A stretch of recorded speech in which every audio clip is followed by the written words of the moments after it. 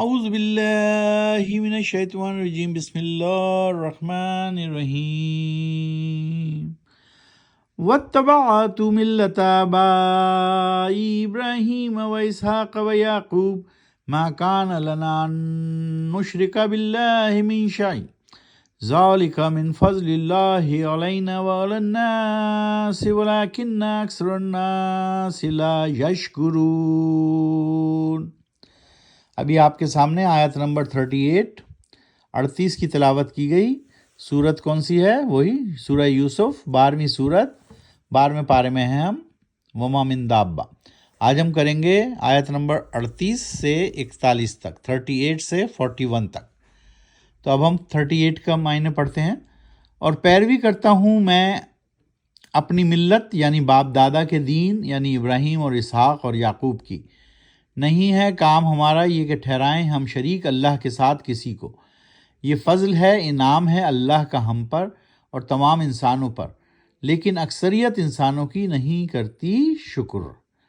وَلَكِنَّ اکثر الناس لا یشکرون، اکثریت جو ہے اللہ کی شکر گزار نہیں ہے، اللہ کا شکر ادا نہیں کرتی۔ تو حضرت یوسف علیہ السلام اپنے بارے میں بتا رہے ہیں کہ میں اپنے ملت یعنی اپنے باپ دادا کے بتائے ہوئے دین پر قائم ہوں۔ ان کے باپ دادا کون ہیں؟ ابراہیم علیہ السلام، اسحاق علیہ السلام اور یعقوب علیہ السلام۔ یعقوب علیہ السلام جو ہیں وہ فادر ہیں، باپ ہیں یوسف علیہ السلام کے۔ تو وہ بتا رہے ہیں کہ میں تو اپنے باپ دادا کے دین پر قائم ہوں، اللہ کو مانتا ہوں، اللہ کا کوئی شریک نہیں۔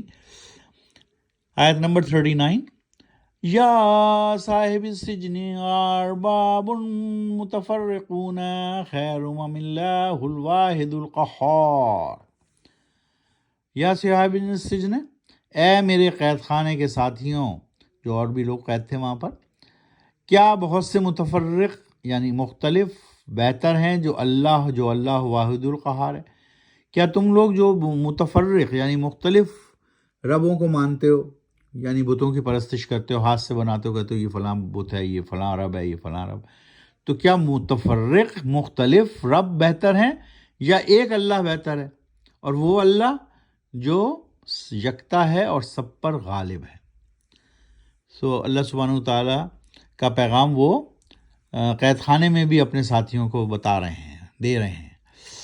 ما تعبدون من دونہ الا اسماء سمیتموها انتم وآباؤکم ما انزل اللہ بها من سلطان ان الحکم الا للہ امر اللہ تعبدوا الا ایہ ذالک الدین القیم ولکن اکثر الناس لا یعلمون۔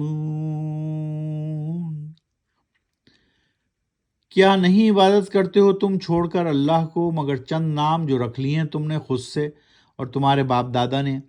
نہیں نازل فرمائی ہے اللہ نے ان کے بارے میں کوئی سند یا کوئی سلطان، نہیں حکم کسی کا سوائے اللہ کے۔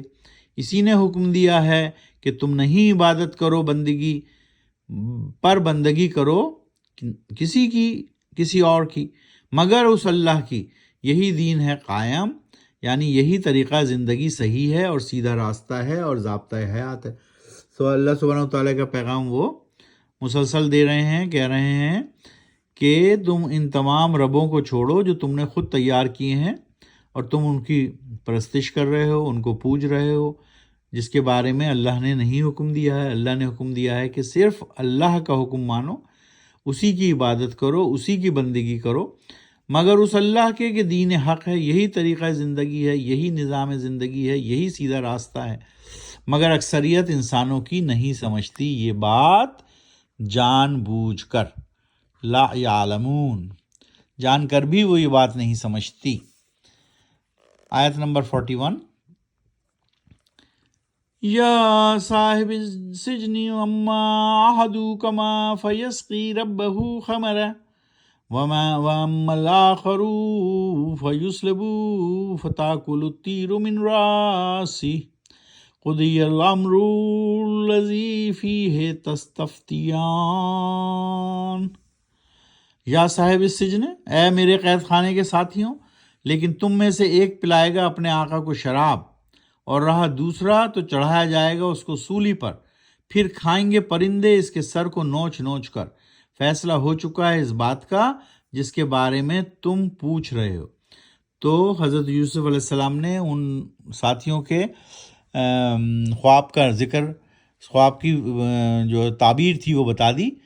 انہوں نے کہا اے میرے قید خانے کے ساتھیوں، یہ جو جس نے پہلا دیکھا ہے اس کا تو یہ ہے کہ بھائی تم میں سے ایک پلائے گا اپنے آقا کو شراب، اور رہا دوسرا تو وہ چڑھا دیا جائے گا سولی، اور جب وہ چڑھا دیا جائے گا سولی یعنی پھانسی پہ چڑھ جائے گا تو پھر کھائیں گے پرندے اس کے سر کو نوچ نوچ کر.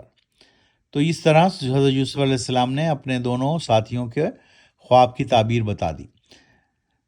تو آج ہم نے کیا 38 سے 41 تک. سورہ کون سی ہے؟ سورہ یوسف. پارہ کون سا ہے؟ وما من دابہ. آج ہم پارے دہرا لیتے ہیں.